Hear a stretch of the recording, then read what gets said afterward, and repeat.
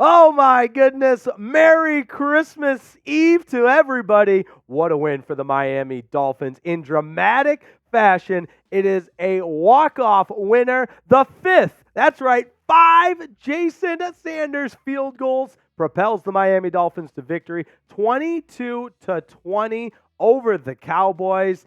And my, oh my, a huge win for the Dolphins because it clinches a spot in the playoffs. The seeding and the AFC East still to be decided. But with the win, the Miami Dolphins have clinched a playoff spot after 16 weeks of play. And what a start. It's their 11th win of the season, and there you have it. The Dolphins social media team sent this out, and we too will show you that the Miami Dolphins will be playing in the postseason in 2023 after the 22-20 win over the Cowboys. Now, lots to break down on this edition of Dolphins Today. I'm your host, Jake Riepma. Don't go anywhere. The stats don't really tell the whole story. There's a lot that happened beyond the box score, if you will. But Dak, a pretty good day for him. He had the 2 touchdowns, 253 yards passing, 20 of 32. 4 sacks for the Dolphins defense, though. Very impressive there. Pollard, not really much of a threat. Did have the 38 yards rushing, no touchdowns. For the Dolphins, it was a clean game. They did not turn the ball over. And also, before we move on to the Dolphins, CeeDee Lamb. What a first half he had, but really was held pretty quiet. Had some big catches in that final touchdown drive for the Cowboys, but did a lot of his damage. He was over 100 yards in the first half with the touchdown. Overall, 118 yards and a touchdown, 6 receptions overall. Now, for the Dolphins, Tua did not turn the ball over, had the 1 touchdown pass. It was to Raheem Mostert. Mostert did more of his damage in the receiving game than on the ground. You see the 46 yards rushing on 11 carries. And Tyreek Hill, it was clear the Dolphins' game plan was to take Tyreek out of this one, and the majority of the damage that Tyreek was able to put together came in the second half. You got to give the Cowboys a lot of credit, and it's crazy, but 99 yards receiving for Tyreek, no touchdowns. That's really like slowing him down. It's one of the lower output totals of the season for Tyreek Hill. But all in all, the stat that matters, 22-20, a walk-off winner for the Miami Dolphins. And you got to let me know in the comments. I want you to grade the Dolphins' performance against the Cowboys because this is part of squashing that narrative. And I know we don't care about narratives, but all season long, all we've heard is the Dolphins can't beat a good team. The Cowboys are a good team, and the Dolphins beat them. They showed some grit. They showed some resilience. And overall, again, it wasn't the prettiest of games, but I give this game a nice B+ for the Dolphins and a win in the W column to clinch the playoff berth. Exceptional stuff from the Aqua and Orange. And it was way different than what we've seen from the Dolphins so far this season. They've kind of solidified themselves as that prolific offense, flashy on one side. The defense makes a lot of plays, but this was a gritty win. Even that game-winning drive by Tua in the offense, it was chunk plays. There was no huge big play. It was ground and pound, and on 3rd and 2, they threw a screen pass to Tyreek Hill to get the first down, and then on the game-sealing 3rd and short, it was Jeff Wilson Jr., an unlikely hero, that goes up the middle for that game-clinching first down. Then they could bleed the clock, and Jason Sanders do his thing. Now, on the injury side of things, some big ones to keep you updated on. Raheem Mostert left this game after an awkward play where Teron Armstead fell on him, but he returned to the game and was able to be a productive member for the Dolphins, had the 1 receiving touchdown. However, it is interesting that Jeff Wilson Jr. was the running back on that final game-winning drive for Mike McDaniel and the Dolphins offense. So we'll keep you updated on that. I'm not sure if Raheem Mostert was 100% after Armstead fell on him, or if it was a precautionary thing, or if Jeff Wilson was just had the hot hand. Either way, Raheem Mostert, we'll keep you updated on his injury progress as well. Now, Jaylen Waddle, kind of a bizarre game for him. He had a 50-yard catch at the beginning of the game. Looked like he was off to another breakout performance. And then he got poked in the eye in kind of an awkward play, but came back from that injury, had a couple of catches, and then on a reverse play, he was running the ball, got taken down awkwardly. At first, I thought it was maybe an ankle injury, maybe a knee injury, but it was later diagnosed as a shin injury. So a left shin injury is what kept Jaylen Waddle out of that game down the stretch. And again, we'll keep you updated on his status as we move along here. Now, want to give a huge shout out to today's presenting sponsor. That is PrizePicks. PrizePicks.com/CLNS is where you have to go because we've got up to a $100 deposit match waiting for you. And I love playing PrizePicks because it's fun, it's easy, it's simple, and all you have to do is pick more or less on a player's projected stats, and you're not going against a million experts. You don't need some Excel sheet or anything like that to keep track of everything. It's simple, it's fun. You pick more or less on a player's projected stat line. It's you versus the projection, baby.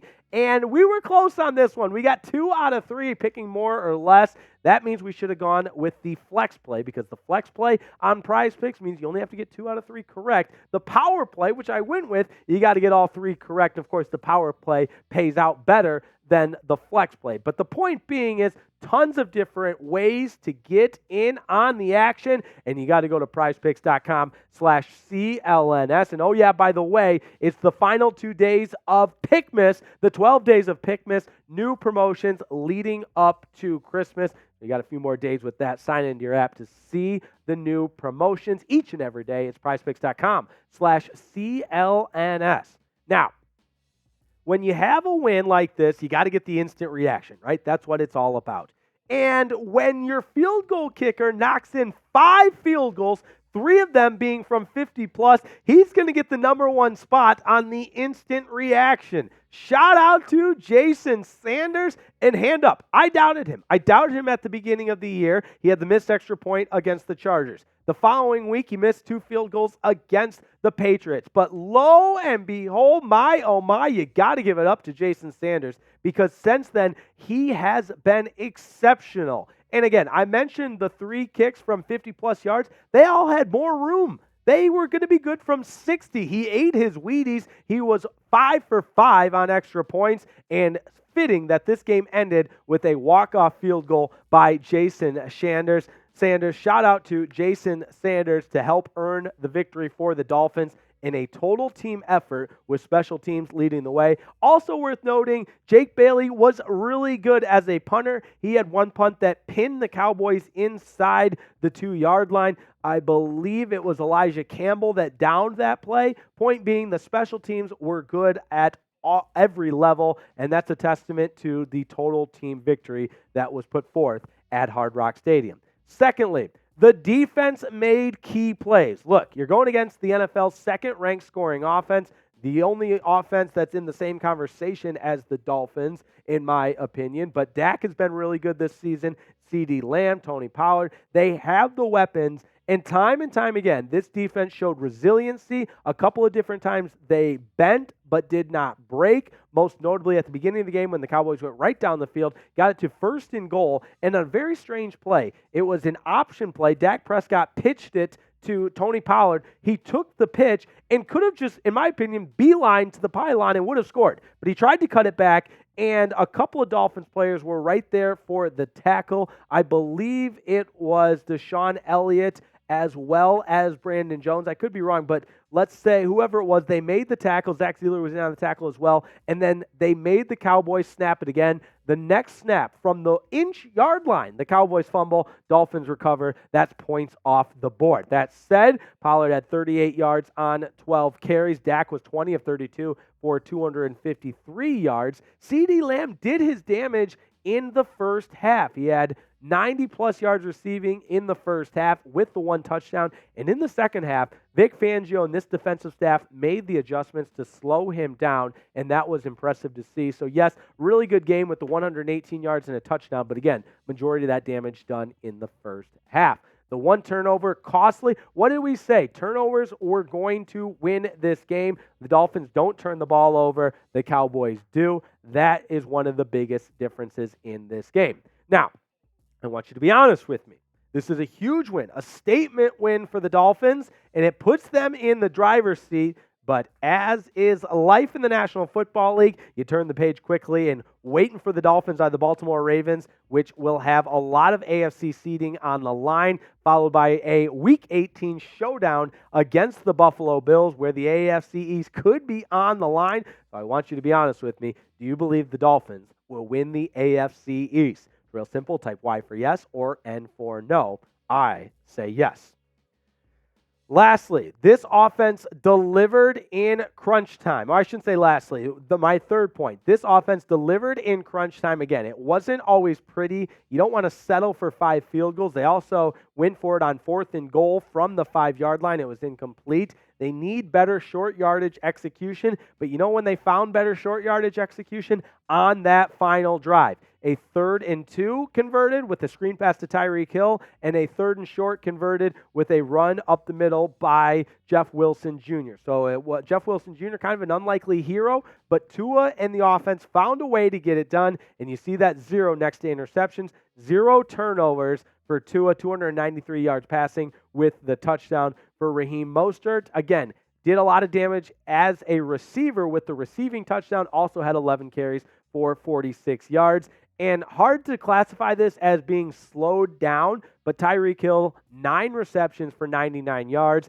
It kind of is slowing down the cheetah, but he still ate and feasted at the end of this game. In that final drive, he was crucial to the success of the Dolphins offense and ultimately the walk-off field goal for Jason Sanders.